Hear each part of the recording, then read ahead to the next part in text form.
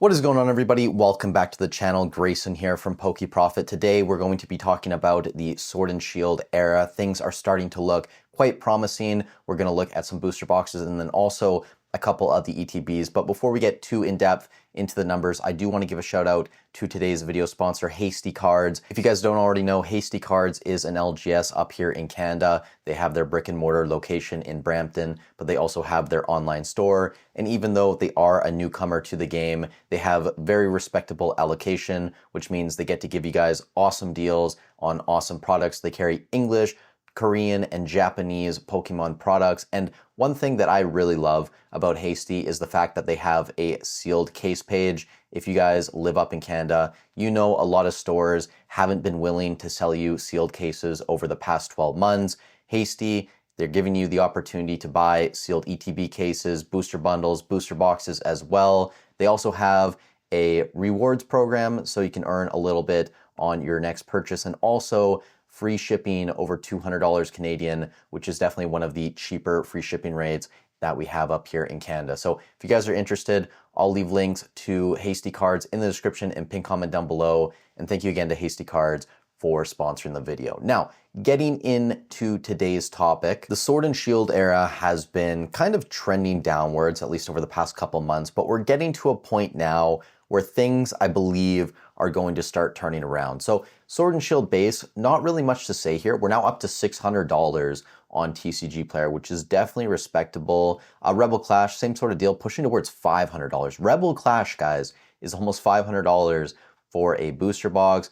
Vivid Voltage has been pulling down a little bit. Same thing with Battle Styles. I think you can actually find Battle Styles for around like $200 on eBay, maybe like 210 USD. But the important thing that I think a lot of people have been missing the mark on when it comes to the Sword and Shield era, at least over the past couple months, has been the sales volume. And we're getting to a point now, even though a lot of prices have been coming down over the past 60 days, sales volume is starting to pick back up. And we're actually seeing a few of these booster boxes start to increase slowly in price. So for example, Chilling Reign is down to around $410 on TCG Player. And when you look on eBay, there really aren't a ton of boxes listed in like the 400, 410 range anymore. And they're also starting to sell at a respectable pace again. And to give you guys a little bit of context for that, compared to last week, the sales volume for the entire Sword and Shield era booster boxes was up, I believe, 45.6%. And I think for the alternate art set, so Battle Styles onwards,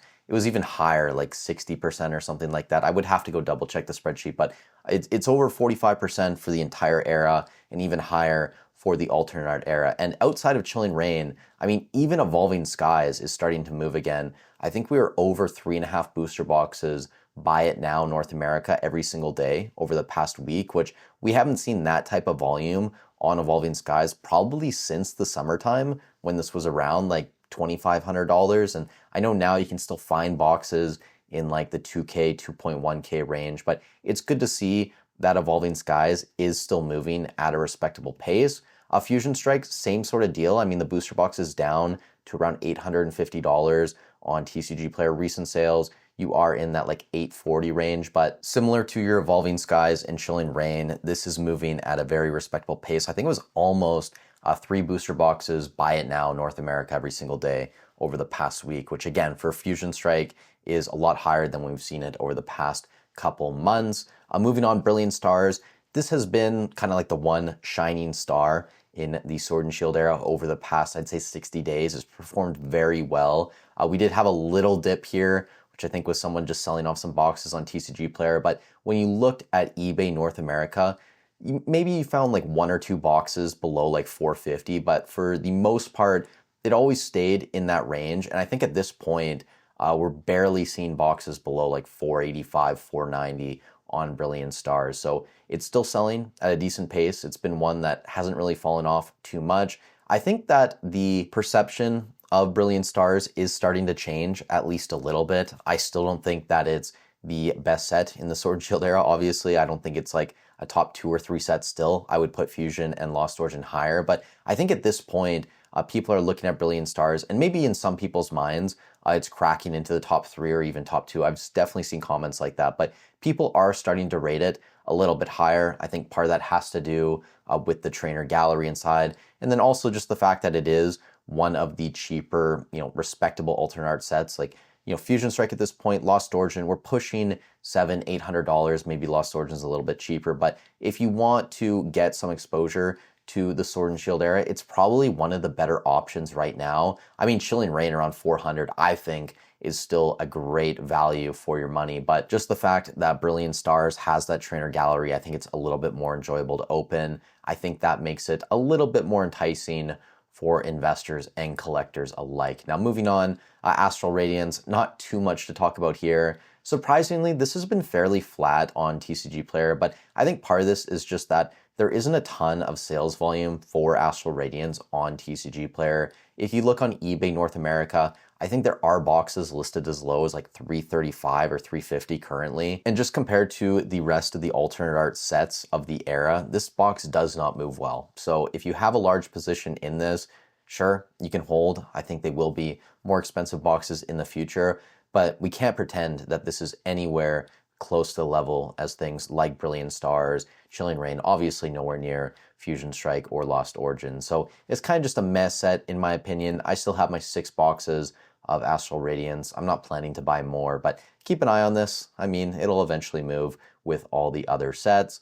Lost Origin, this is sitting around $650 now on TCG Player. Back in the summer, we were around, I don't know, $500, $510 on this booster box. So it's still higher than where it was about 6 months ago at this point, but we are starting to see sales volume pick up. I think consistently it's been somewhere between like 2 and 3 boxes per day. Buy it now on eBay, which compared to a month or 2 ago, again, sounding like a broken record at this point, is a lot higher. And I think at like $600, $650, it's starting to seem like respectable value. And one thing that we haven't mentioned in this video is with a lot of eyes going to other TCGs right now, which I'm sure a lot of you guys, if you are watching the second channel, you know exactly what I'm talking about. But with people moving out of Pokemon more, the deals are just starting to develop, right? And you can see where people are starting to put their money back into the strong Sword and Shield sets. I think even Sun and Moon era, XY era,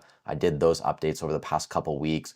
Even though prices are continuing to come down, we're seeing sales volume pick up on those boxes as well. So there will be a threshold for a lot of these older sets where people just think, you know what, this is too cheap. It seems like decent long-term value. These boxes aren't actually as abundant as a lot of people think they are, and I'm going to pick some up. So I think that is what's going on. But just the final booster box here from the Sword and Shield era, Silver Tempest, kind of doing its thing. I mean, I think there's probably a little bit more silver out there right now compared to some of these other boxes, but it's still selling at a respectable rate around like $400, $425.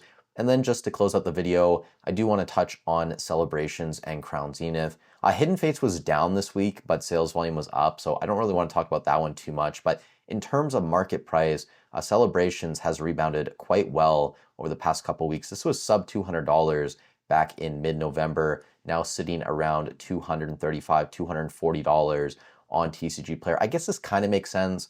We are getting closer to 2026. You have a lot of people anticipating the 30th anniversary hype. So yeah, I guess I understand why people are putting a little bit more money into Celebrations now. And then Crown Zenith, it hasn't rebounded as well as Celebrations. It's still sitting around $200. This was a box though that didn't get hit super hard. I mean, it was up to around 225. So I guess we saw like a 11, 12% correction on the box, but nothing compared to where, I don't know, Paldean Fates is at now. That went down like 20, 25% from its high. So it's performed respectably compared to a lot of the other top specialty set ETBs, but now pushing to $200. If I remember correctly, I think these ETBs were selling somewhere between like 4.5 and 5 per day, which is the highest I think I've seen Crown Zenith be since probably like late summer, like around September time. So a lot of these boxes starting to move again. Keep an eye on the top specialty sets from the Sword and Shield era. Keep an eye on the top booster boxes